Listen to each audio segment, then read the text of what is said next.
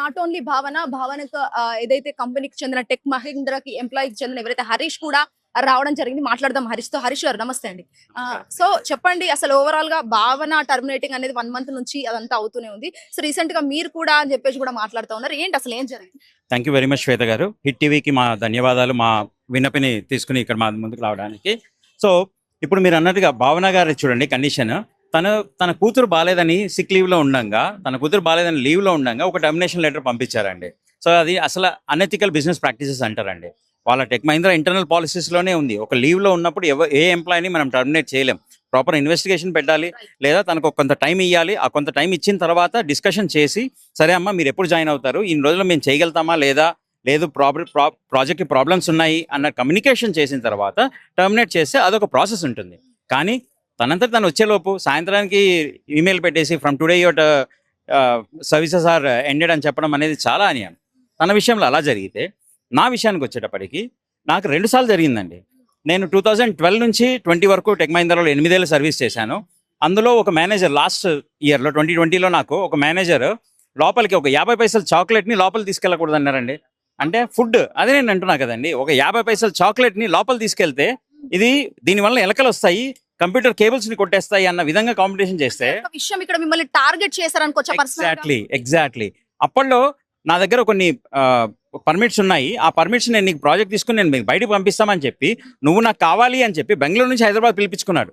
అది పిలిపించుకున్న తర్వాత తనలో ఉన్నటువంటి లొసుగులు, అంటే లోపలికి వెళ్ళిన తర్వాత మేనేజర్ ఒక ప్రెగ్నెంట్ స్త్రీ, తను మాకు మార్నింగ్ 9 o'clock మీటింగ్ అని పెడితే 5 నిమిషాలు లేట్ అవుతుంది, నేను పరిగెత్తుకుంటూ వచ్చేటప్పటికి జారి పడబోయిందండి మెట్ల మీద. అది తను అబ్జెక్ట్ చేస్తే, అలా కాదు, ఏదైనా కానీ మీరు టైంకి రావాలి అన్న విధంగా బెదిరిస్తారు. సరే మీటింగ్లు ఉంటాయి కదా అని అంటే, స్టాండప్ మీటింగ్లు అంటే నించునే ఉండాలని అంటారు. స్టాండప్ అంటే నించునే ఉన్న మీటింగ్ లేదనేది ఒక ప్రాసెస్, ఎజైల్లో ఉన్నటువంటి ప్రాసెస్ అని చెప్పి నేను వాదిస్తే, దానికి నన్ను తీసి బయట పెట్టేస్తారండి. ప్రాజెక్ట్లో నన్ను ప్రాజెక్ట్ రాకుండా చేస్తారు. అదే ఈ చాక్లెట్ గురించి కూడా చెప్పాను కదా, లోపల తీసుకెళ్ళి చెప్పి, అంటే మొబైల్ అవన్నీ లోపల పర్మిట్ లేదు, దానికి వేరే ప్రాబ్లమ్స్ ఉన్నాయని చెప్పి నేను వాళ్ళకి ఒక ఇన్సిడెంట్ రైజ్ చేశాను.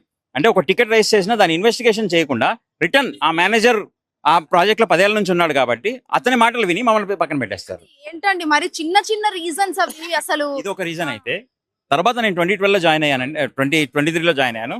26లో ఒక మేనేజర్, 23, 24 టైంలోనే ఒక మేనేజర్ నా రోల్కి తగ్గట్టుగా డిప్లాయ్మెంట్ చేయకుండా వేరే వర్క్ చేయమని చెప్పి నాకు చెప్తే, ఇది నా రోల్ కాదు అని చెప్పినందుకు తర్వాత అదే ఒక మీటింగ్లో ఆ మేనేజర్ వచ్చి, I have all rights to terminate you, నా దగ్గర పవర్స్ ఉన్నాయి అని 20 ఏళ్ల నుంచి చేసిన మేనేజర్ నన్ను బెదిరించడానికి, టీం అందరినీ బెదిరించడానికి ప్రయత్నించాడండి. అసలు ఆ ప్రాజెక్ట్ కావాల్సినవి ఏమున్నాయి, వాళ్ళకి ఏం స్కిల్స్ కావాలనేది తెలియకుండా ఎవరిని పడితే వాళ్ళని డిప్లాయ్ చేసి ప్రాజెక్ట్ ఎస్కలేషన్స్ వస్తాయంటే అది మేనేజ్మెంట్ మిస్టేక్ కదండి. అలాంటి మేనేజర్ని తప్పు పట్టినందుకు వాళ్ళ గ్రూప్ మేనేజ్మెంట్స్ కూడా వాళ్ళనే సపోర్ట్ చేస్తూ మమ్మల్ని టార్గెట్ చేసి మమ్మల్ని బెంచ్ మీద కూర్చోబెడతారండి. సరే ఇది కాదు కదా అని, ఇప్పుడు టెక్ మహీంద్రా అనేది ఒక పెద్ద కంపెనీ అండి. సో దాని కింద ఒక మేనేజర్ కింద కాకపోతే ఇంకో మేనేజర్ కింద ప్రాజెక్ట్ తెచ్చుకుందామని చెప్పి వేరే ప్రాజెక్ట్ దగ్గర తెచ్చుకుంటే, ఆ ప్రాజెక్ట్ కూడా ఆయన దగ్గరికి వెళ్ళి ఆయన అప్రూవల్ లేకుండా చేస్తారండి. సో ఇలాంటి టాక్సిక్ ఎన్విరాన్మెంట్ అండి. ఆనంద్ మహీంద్రా గారు పెట్టినటువంటి పాలసీస్లో చాలా మంది, అంటే 40-50 వేల మంది పనిచేస్తున్నా కానీ, 4 లక్షల మంది పనిచేస్తున్నా కానీ, అందులో ఉన్నటువంటి ఎంప్లాయీస్ ఒక్కొక్కళ్ళు టాప్ మేనేజ్మెంట్లో ఒక 100 మందో 1000 మందో ప్రాబ్లమ్స్ ఫీల్ అవుతున్నారండి. ఆ 1000-100 మందిని మేము టార్గెట్ చేస్తూ, ఇలాంటి మేనేజ్మెంట్ ఉండకూడదు, ఒక సపరేట్ ఇన్వెస్టిగేషన్ టీం పెట్టాలి అని నా వైపులోనే చూడండి, ఒక ఇన్వెస్టిగేషన్ టీం వేసి అంతా కరెక్ట్ చేసి, అతను బాగా వర్క్ చేశాడు, అతను చేసిన ప్రాజెక్ట్లో కరెక్ట్గా చేశాడని చెప్పినా కానీ నాకు వేరే ప్రాజెక్ట్ లేకుండా చేశారు. హరీష్ గారు ఇక్కడ ఒక విషయం తన పైన, అంటే భావన పైన దాడులు జరుగుతున్నాయి ఫ్రమ్ టెక్ మహీంద్రా అని చెప్పేసి అంటుంది. సో మీ పైన కూడా అలాంటివి ఏమైనా జరిగాయా? ఇప్పటివరకు అయితే జరగలేదండి. ప్రస్తుతం నేను ఇంతవరకు మీడియా ముందుకు రాలేదు కాబట్టి, ఈ మధ్య మీడియా ముందుకు వస్తే తర్వాత నాకు ఎటు జరుగుతుందో తెలియదండి. ఎందుకంటే ఇది చాలా ఇష్యూస్ అండి. ఎందుకంటే వాళ్ళకి ఏమవుతుందో తెలియదు, వాళ్ళ ఇంటర్నల్ మేనేజర్స్ చేస్తారో తెలియదు. ఇప్పుడు ఎవరు అనేది అటాక్ చేస్తున్నారని నేను కంపెనీని నేను తప్పు పట్టినండి, ఎవరి ద్వారా ఇలాంటి ఇష్యూస్ అవుతున్నాయని. సో నేను దాని మీద ఎటువంటి కామెంట్ చేయలేను అంతవరకు నా వరకు వస్తే. కానీ తనకి ప్రొటెక్షన్ అయితే ఇవ్వాలండి. ఎందుకంటే ఒక ఉమెన్ మీద అలాంటి ప్రయత్నం చేయడం అనేది చాలా తప్పండి. మొన్న మాకు వీడియో పెట్టారు, ఆవిడ ఎవరో ఇద్దరు ఫాలో అవుతూ తన బైక్ని ఫాలో చేస్తున్నటువంటి వీడియో పెట్టారు మాకు. నేను చూసి ఆశ్చర్యపోయాను. ఇమీడియట్ పోలీస్ స్టేషన్కి వెళ్ళండి, పోలీసులో కంప్లైంట్ ఇవ్వమని చెప్పి ప్రికాషన్స్ తీసుకోమని చెప్పామండి. సో ఫైనల్ గా ఏం చెప్తా అనుకుంటున్నారు టెక్ మహీంద్రా మేనేజ్మెంట్ కి సంబంధించి? Under a great leader called Anand Mahindra, I am requesting all the Tech Mahindra employees management to take a proper investigations under all the appraisal systems. One manager on his personal guest gives a local employee low rating and keeps him on bench. And once they are saying that there is a low rating is based on the performance, they need to have a proper ethical proofs. So if you don't have a proper ethical proofs, whether it is right or wrong, even if the employee is rejecting that appraisal, they are saying that no, the manager is wrong, because they are all working as a group here. So I am requesting a proper team to be established where an ethical, a proper ethical inspections are done based on the employment, whatever whistleblowers or the complaints what they have raised, or the work ethics. They have to take a right decision is what I am expecting. Ade kaakunda ఇందాక భావన గారు అన్నట్టు in this year there are almost many unethical high terminations. Okay, in one way they are calling as terminations, but actually it is a forcible resignation also there. In my case what has happened is, నేను resign చేయను. ఒక రోజు ముందు కూడా వాళ్ళకి mail పెట్టాను, నేను resign చేయను, మీరు ఏం చెప్పినా నేను చేయను అన్నాను.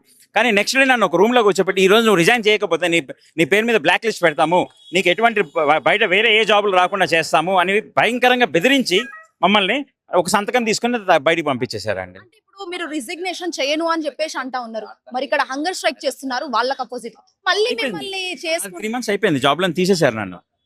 ఆ సైన్ తీసుకుని బయటికి పంపించేసి 3 months అయిందండి ఇప్పటికి. So it is just 3 months. ఇప్పుడు తన కేసులో 1 month అయింది, నాది ఇంకా 3 months అయిందండి. తనని స్ఫూర్తిగా తీసుకుని నేను ప్రొడక్ట్లోకి వచ్చాను. ప్రస్తుతం మీరు ఏం చేస్తా ఉన్నారు మరి? జాబ్ లేదండి, I'm jobless, struggling for job, family problems, issues, వాటన్నిటిని ఎదుర్కోవడానికి మనము ఎటువంటి ఇది లేదు. వాళ్ళు ఇచ్చేటువంటి 2-3 నెలల జీతం మనకి ఏమాత్రం వస్తుందండి? ఒక జీవితాంతం కెరియర్ ఉంది. ఇప్పుడు అదే కాదండి, వాళ్ళు గ్రాట్యుటీ కూడా ఇయ్యరండి. ఇప్పుడు గ్రాట్యుటీ రూల్స్లో ఏమవుతుందంటే అండి, 5 years గ్రాట్యుటీ అని అంటారు. ఇప్పుడు నేను 5 years కాదు 10 years చేయాలని అనుకున్నా కంపెనీలో. సో మాకు సిటీసీలో వాళ్ళు చూపించేది గ్రాట్యుటీ చూపిస్తున్నారు. సరే మమ్మల్ని తీసేసినప్పుడు ఆ పనికి ఆ గ్రాట్యుటీ అనే ఇవ్వాలి కదండి. సరే ఇది వదిలేయండి. కొన్ని కంపెనీ నాకు తెలిసినటువంటి, నేను బెంచ్ మీద కూర్చున్నప్పుడు నేను విన్నవి ఏంటంటే అండి, కొత్తగా జాయిన్ చేసుకుంటారు. సార్ మీకు 10 ఏళ్ళ ఎక్స్పీరియన్స్ ఉందా? తీసుకుంటారు. మా దగ్గర ప్రాజెక్టులు ఉన్నాయని చెప్పి తీసుకుంటారు.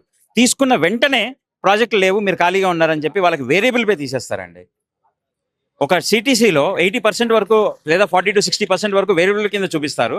సో అది ఆ కంపెనీ నుంచి ఈ కంపెనీకి షిఫ్ట్ అయినప్పుడు దాంట్లో మనకి ప్రాఫిట్ వచ్చిందని చెప్పి మనం, లేదా మన శాలరీ హైక్ అయింది, మనం ఫ్యామిలీని చక్కగా చూసుకోవచ్చు అని చెప్పి జాయిన్ అయిన వాళ్ళని బెంచ్ మీద కూర్చోబెట్టి అది వేరియబుల్ పే నెలకింత అని చెప్పి కట్ చేసేస్తారండి. ఇలాంటివి కూడా జరుగుతున్నాయి టెక్ మహీంద్రాలో. సో వీటన్నిటికీ ప్రూఫ్స్ అంటే, మీరు వాళ్ళని ఇప్పుడు ఎప్పుడైతే హైరింగ్ చేసుకున్నారో ఎంతమంది బెంచ్ మీద ఉన్నారు, ఎంతమందికి ఇమీడియట్ ప్రాజెక్ట్ ఇచ్చారు, దానికి ఎవరు రెస్పాన్సిబుల్? మీరు ప్రాజెక్ట్ ఉందని చెప్పి తీసుకొచ్చారు, కానీ ఎవరు రెస్పాన్సిబుల్ దానికి, ప్రాజెక్ట్ లేదని చెప్పడానికి? వీటన్నిటిని ఇన్వెస్టిగేట్ చేయడానికి ఒక టీం కావాలి, దాన్ని మేము సపోర్ట్ ఇస్తాము అన్నదిగా మేము చెప్తున్నామండి. Thank you very much. Hit TV app, ఇందులో short news, live news, entertainment shows, movies, digital magazines తో పాటు మీ జిల్లా వార్తలను కూడా ఫ్రీగా చూడొచ్చు. ఇంకెందుకు ఆలస్యం, వెంటనే హిట్ టీవీ యాప్ ని డౌన్లోడ్ చేసుకుని ఫ్రీగా ఎంటర్టైన్మెంట్ పొందండి. Hit TV app. Hit TV app. Please download hit TV app. Hit TV యాప్ని ఫ్రీగా డౌన్లోడ్ చేసుకొని ఎంజాయ్ చేయండి. మీకు నచ్చిన ఎంటర్టైన్మెంట్ కోసం హిట్ టీవీ యాప్ ని ఫ్రీగా డౌన్లోడ్ చేసుకొని ఎంజాయ్ చేయండి. హిట్ టీవీ యాప్ని డౌన్లోడ్ చేసుకుని ఆస్వాదించండి, ఆశీర్వదించండి. ఇంతమంది సెలబ్రిటీలు హిట్ టీవీ యాప్ ని డౌన్లోడ్ చేసుకోండి అని చెప్తున్నారంటే ఎంత మంచి యాప్ ఆలోచించండి. అమెరికా అమెరికా అమెరికా అమెరికాలో చదవాలనుకునే వాళ్ళకి విశ్వసనీయమైన పేరు మన శౌర్య కన్సల్టెన్సీ. UK లో 1 year masters. UK లో 1 year masters. 2 years work permit up to 5 years visa. Contact Saurya Consultancy. Contact 89851 89851.